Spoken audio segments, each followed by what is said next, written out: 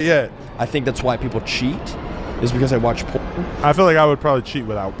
I don't know if you're on the wet dream team, but I did that before I ever met.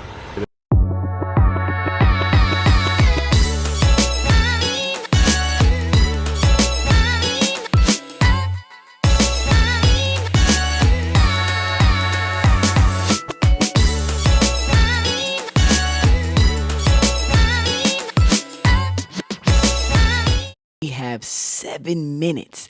They have 7 minutes to convince us, to captivate us, to provoke a thought, to continue to watch this, or we're going to skip it. Let's get right into it. You didn't even grill me about the yet. I think that's why people cheat, is because they watch porn. I feel like I would probably cheat without. I don't know if you're on the wet dream team, but I did that before I ever met it, and it was like, oh shit. Before we get into this amazing episode with Adam22, I've got a huge announcement for y'all. We're doing our second live podcast show ever in my hometown, Atlanta, Georgia. Tickets store for to the home. Enjoy that. And today, the guest that everyone has been asking for, we got Adam22 on. What's going on? Adam, thanks for coming back on. You guys don't know, but we had recorded an episode. The whole reason everyone's looking for it, we didn't bamboozle you guys. We recorded a full episode, and then we lost all the footage.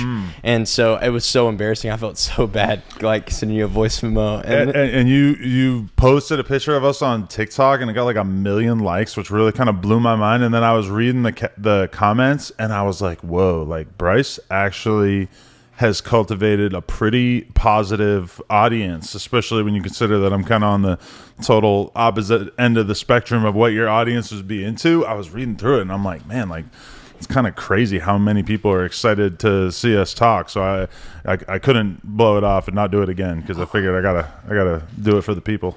Dang, I know that sucks. Like, to have to redo something like that, especially during the podcast scene.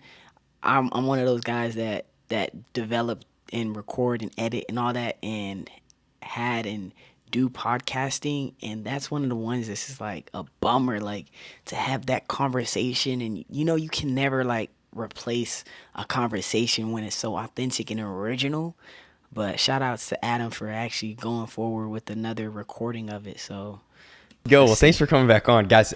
I love you a lot. Our last conversation, I just had like a lot of respect for you and everything we talked about. So I know we're going to probably rehash some stuff back there, but I still want you to give a little bit of background of like where you came from and how No Jumper started and things like that before we dive into everything that we'll talk about. Right. So, I mean, I'm from Nashua, New Hampshire, which is a small suburb of Boston, about like 45 minutes outside Boston, and grew up pretty normal. My mom was a librarian. My dad was a social worker. I got a younger sister. She's 3 years younger than me. And I was pretty much just like an angry, sort of troubled kid. I started riding BMX bikes, though, when I was like 12 or 13.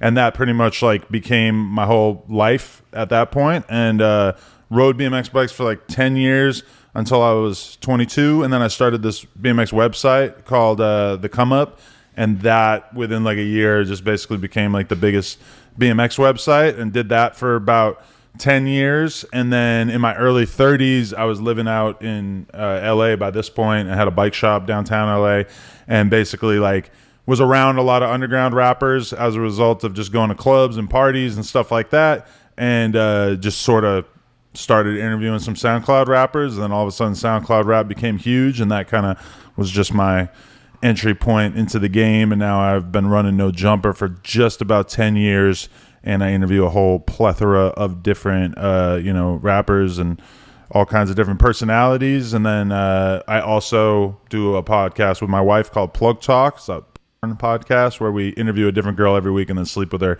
on camera. So presumably a large percentage of your audience is not terribly in favor of that, but that's basically what I got going on. Yeah, sweet. And I told you last time, but I've known about No Jumper for like a long time. I mean, I feel like that's like one of the, podcasts I feel like have become super popular like in the last like couple years, but you've been in the game for a long time. Yeah, I started interviewing rappers in like 2013 or 2014, and then BMX riders in 2013 or 2014, and then BMX riders or rappers in 2015. And yeah, it has been kind of insane because I had so much anxiety and stress associated with getting into doing podcasting. I was just kind of scared to be on camera, didn't know if I was going to be good at it or whatever, and it just seemed like this huge undertaking. And now it feels like people just. That's exactly how I feel like with these recordings of like reactions and just connecting with you guys behind the camera. Even though I've been doing it for years, it's just some kind of breaking of a third wall, I would say, or a fourth wall or a fifth wall, whichever one it is that Deadpool uses. But yeah, I can see where he's coming from with that. Start a podcast. Like if you're an influencer or whatever, just start a podcast. It's all good. It's no big deal. So it's like, it's kind of crazy to see it go from this very fringe thing where I remember when I started, it was all the comments were like, you seriously think I'm going to watch an hour and a half of you talking to this guy? And now everybody seems to grasp that that's normal. So yeah, I feel like I've shifted more from music away from music to podcasts for some reason, which is like, it's so weird, but like I like it. Who's been your favorite guest you've ever interviewed?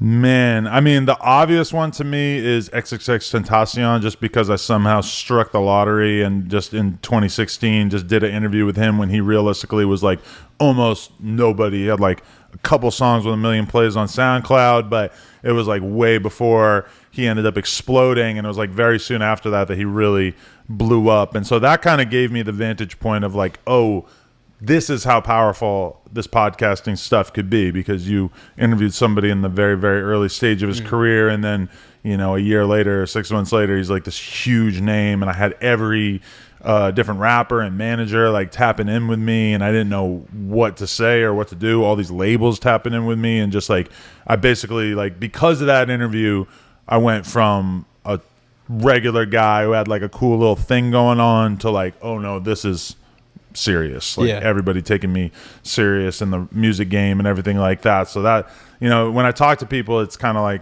sometimes they're YouTubers and they're like, how do I get to where you're at? And I'm like, honestly, you got to just keep playing the game, and you'll just find these occasions, these things that just pop up that'll be so much bigger. Like you could do 1,000 interviews, and then there could be one that moves your career ahead more than the other 1,000 that you did. And you just got to get in there and just keep going and find these opportunities. I'm telling y'all right now, consistency is king. Consistency is king. These, I guess. Dang, that's so cool. I feel like I feel like that would have been a hard guest to get on when he was big. Yeah, because all right, you guys officially have reached the 7 minutes, and I'm captivated. I love it. I love the conversation, and I want to know more about what's going on in his world and his walk with Christ, if he has one. And if you agree, if you feel like you've been moved, leave it in the comments below, and I will see you in the next video. Peace.